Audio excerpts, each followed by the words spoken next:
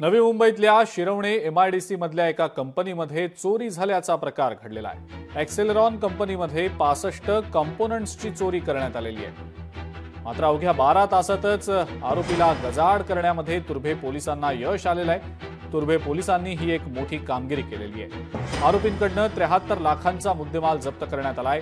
आरोपींना सध्या 3 दिवसांची पोलीस कोठडी देण्यात आलेली आहे।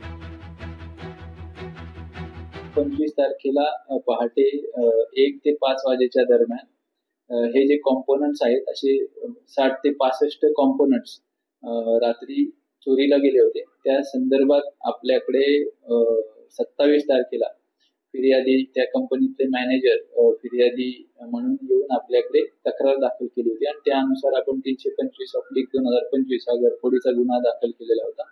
या सर्व कॉम्पोनंट्सची किंमत अंदाजे 93 लाख रुपये अशी होती। मागचं गेटाचं कुलूप त्यांनी तोडून कंपनीमध्ये प्रवेश केला होता आणि साधारणतः 1 तासामध्ये त्यांनी ते वेगवेगळे कॉम्पोनंट तिथून चोरी केले।